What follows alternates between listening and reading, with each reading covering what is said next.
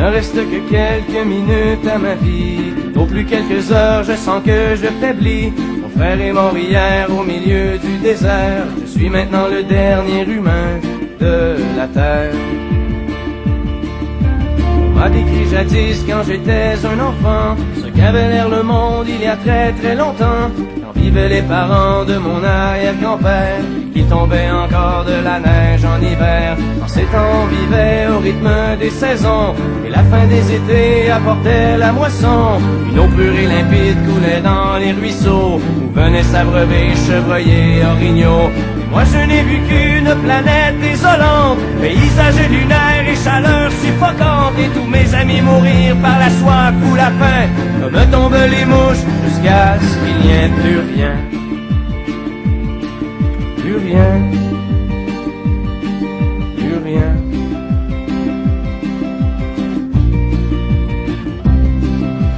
Il ne reste que quelques minutes à ma vie. Au plus quelques heures, je sens que je faiblis. Mon frère est mort hier au milieu du désert. Je suis maintenant le dernier humain de la terre. Ça a commencé il y a plusieurs années, alors que mes ancêtres étaient obnubilés par des bouts de papier que l'on appelait argent, qui rendaient certains hommes vraiment riches et puissants. Ces nouveaux dieux ne reculant devant rien, étaient prêts à tout pour arriver à leur fin. Pour s'enrichir encore, ils ont rasé la terre, pollué l'air ambiant et tari les rivières. Et au bout de 100 ans, des gens se sont levés et les ont avertis qu'il fallait tout stopper. Mais ils n'ont pas compris cette sage prophétie. Ces hommes-là ne parlaient qu'en termes de profit.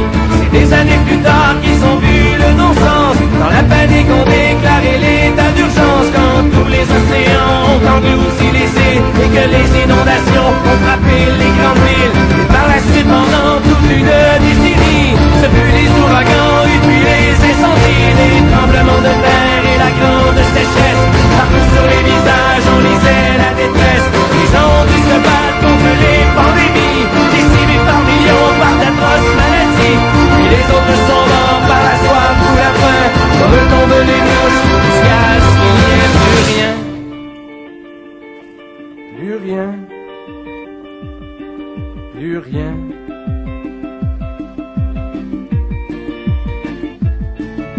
Mon frère est mort hier au milieu du désert. Je suis maintenant le dernier humain de la terre. Au fond, l'intelligence qu'on nous avait donnée n'aura été qu'un beau cadeau empoisonné, car il ne reste que quelques minutes à la vie.